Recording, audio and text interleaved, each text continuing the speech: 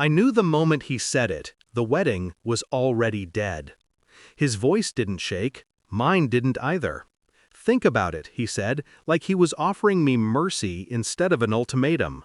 "Put everything I own in his name, or the wedding is off." I felt the air thin between us, sharp enough to cut. But I only smiled. "Of course," I said, "I'll think about it." He left my house believing he'd won. I closed the door believing I'd finally been set free. We didn't always sound like enemies. When we met, he was all warmth and attention, remembering my coffee order before I learned his last name, texting me goodnight before I ever expected it. He carried the kind of charm that makes other women look at you with envy, and I mistook it for sincerity. I used to imagine saying yes to him would be the safest decision of my life. Funny how hindsight feels like a slap. The cracks began small: a request for my Netflix password, a suggestion I let him handle my credit card bills, a joke about how my house was basically ours already, jokes that weren't jokes, requests that weren't requests. And then came the message, the one he never meant for me to see. A conversation with his cousin bragging about marrying smart and locking down her assets. My name reduced to a strategy. My life a prize he thought he deserved. My heart didn't break in that moment. Something colder happened. I simply stopped loving him. By the time he gave me his ultimatum, I wasn't shocked. I was waiting. He thought he was giving me a night to reconsider. What I needed was a night to prepare. I packed every photo, every gift, every memory into the garage, changed my locks before midnight, blocked him on everything except email. I wanted one door left open, just enough for him to see the smoke from the fire he lit. And on my way to bed, I saw the suit.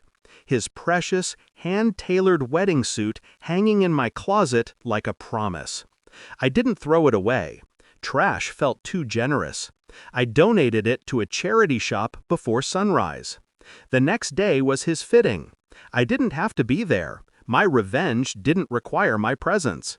But the tailor was an old friend, and he kept me updated with the precision of a narrator savoring a plot twist.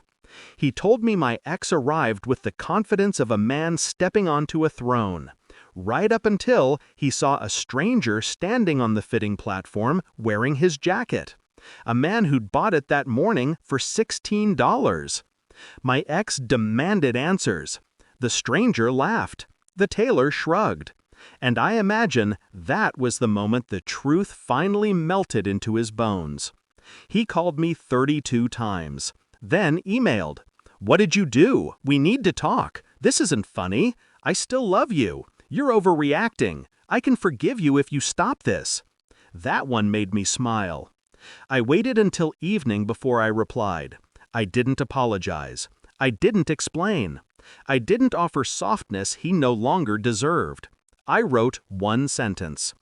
"The wedding is off unless you rebuild every ounce of trust you tried to steal, and I'm not giving you that option."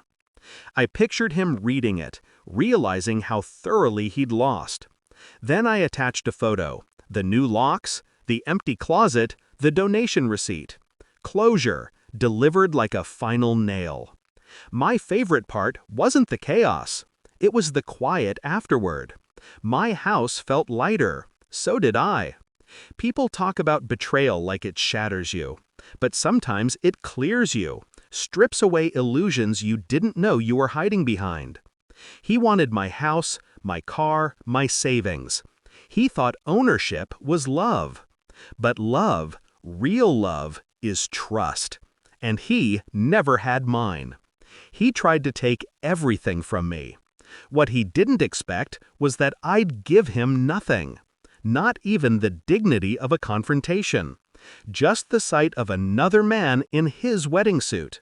And the realization that he'd lost long before he ever stepped into that tailor shop.